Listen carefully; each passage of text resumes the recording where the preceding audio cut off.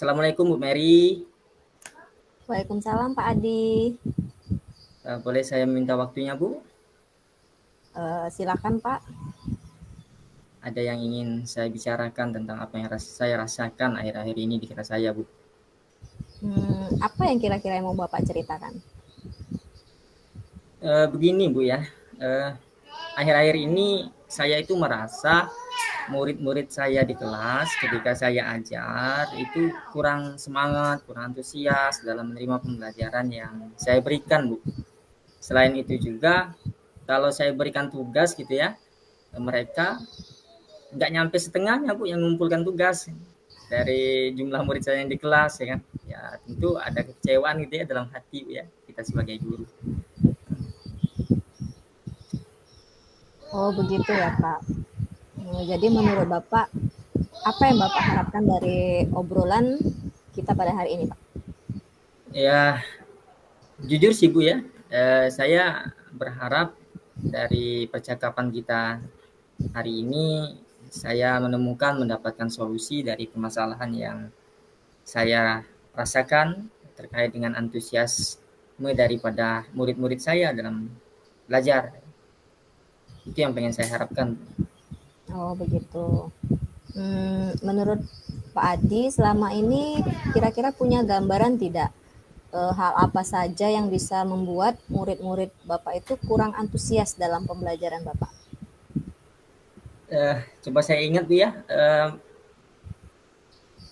menurut saya nih yang menyebabkan murid-murid saya kurang antusias, menurut saya diantaranya itu ya karena pembelajaran yang saya hadirkan kepada mereka itu sepertinya membosankan bagi mereka, terlalu monoton, ya kan?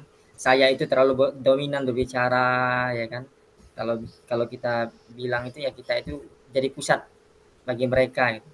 Jadi saya itu sepertinya kurang memberikan kesempatan gitu loh Bu ya terhadap mereka sehingga mereka tidak bisa memberikan pendapatnya, tidak bisa leluasa aktif berbicara dalam pembelajaran saya. Ya intinya saya itu seperti teacher center gitu ya. Jadi anak-anak itu cuma menonton, mendengar, habis itu pulang dapat tugas gitu ya. Oke Pak, sekarang kira-kira ya Pak ya, apalah Pak yang dapat membuat murid di kelas Bapak itu antusias dalam pembelajaran bersama Bapak? Kalau yang saya lihat gitu, kemungkinan besar murid-murid ini kan bosan ya Bu dengan pelajaran saya. Pasti mereka menginginkan sesuatu yang berbeda dari saya. Ya, misalnya saya menghadirkan pembelajaran itu yang mengasihkan di kelas mereka, ya kan tidak monoton. Mereka diajak, dilibatkan dalam pelajaran yang mungkin itu yang mereka inginkan, yang mereka harapkan dari saya sebagai guru mereka. Gitu. Oh begitu. Nah ini saya sependapat ya sebenarnya dengan Bapak.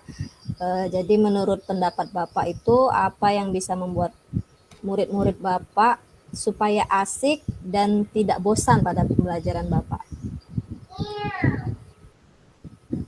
Ya, menurut saya sih, saya harus menghadirkan pembelajaran yang berpihak pada mereka, Bu ya. Mendorong mereka aktif dalam pembelajaran. Terus bisa saja dalam proses pembelajaran itu saya selingi dengan games, dengan ice breaking, ya. Sehingga kegiatan pembelajaran itu tidak monoton bagi mereka. Mungkin itu, Bu ya. Ini. Wah bagus ya Pak ya sebenarnya. Namun di sini Pak terkait dengan tugas yang kata Bapak tadi berikan kepada mereka. Menurut Bapak penyebabnya sehingga mereka itu kurang antusias dalam pengumpulan tugas itu apa Pak? Jujur Bu ya, saya itu kalau ngasih tugas itu memang agak banyak kepada mereka. Ya kan?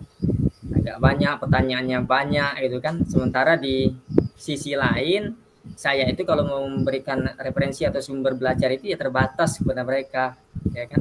Tidak banyak, tidak melimpah gitu kan, hanya satu sumber belajar ya cukup bagi saya untuk mereka. Mungkin itu ya kemungkinan Oh begitu. penyebab. Kalau boleh tahu Pak, selama ini menggunakan sumber belajar apa saja di kelas? Saya biasanya menggunakan buku teks yang ada di perpustakaan Bu, ya, yang disediakan oleh sekolah. Dan itu jadi sumber belajar utama bagi mereka. Ya. yang Oh, saya gunakan dalam proses pembelajaran. ya. Selain buku teks, ada nggak sumber belajar yang lain, Pak, yang digunakan seperti itu? Sebenarnya sih banyak Bu ya, banyak. Apalagi dengan kondisi sekarang gitu kan, kita bisa melihat video di YouTube ya, juga bisa menjadi sumber pembelajaran. Apalagi kalau kita mengikuti perkembangan anak-anak juga, misalnya mereka senang bermain TikTok, IG, juga banyak bisa dijadikan sumber belajar. Membaca artikel di blog ya kan, tulisan-tulisan ilmiah yang ada di internet ya juga bagian daripada itu ya, Ya. bagian daripada sumber belajar. Nah, betul sekali, Pak. Saya yakin nih bila Pak Adi bisa menggunakan dan memanfaatkan berbagai macam sumber belajar tersebut, pasti murid-murid Bapak itu akan antusias dalam mengikuti pelajaran Bapak. Jadi sekarang apa rencana Bapak untuk menyelesaikan masalah ini?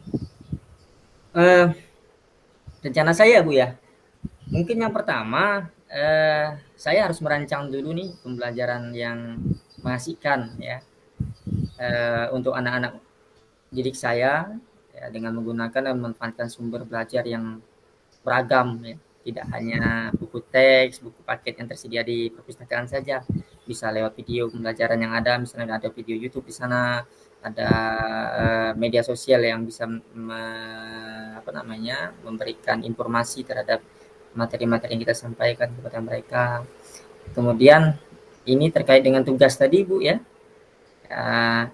Biar tidak terlalu numpuk dan tidak terlalu banyak dengan mereka, ya bisa saja nanti saya memberikan tugas yang memang disesuaikan dengan kondisi mereka terkait dengan minat dan bakat mereka. Boleh dibilang lah kira-kira pengen melaksanakan pembelajaran yang berdiferensiasi itu.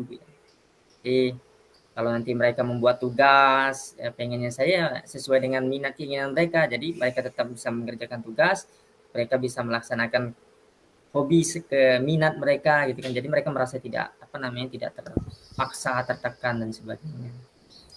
Oke, wah bagus sekali ya Pak. Sebenarnya rencana Bapak itu dan luar biasa ya Pak. Mudah-mudahan berhasil ya Pak Iya Bu. Adi dalam Iya. rencana aksinya nanti. Sekarang Pak, kira-kira komitmen Bapak terhadap rencana Bapak tersebut yang sudah disusun tadi itu bagaimana?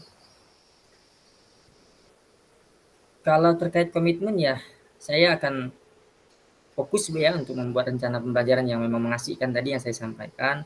Terus menggunakan sumber belajar yang tidak hanya satu tapi beragam tadi ya, sehingga anak-anak murid kita mampu mengeksplorasi materi nanti, sehingga merdeka belajar yang selama ini kita dengung-dengungkan itu sepenuhnya mereka bisa nikmati gitu ya.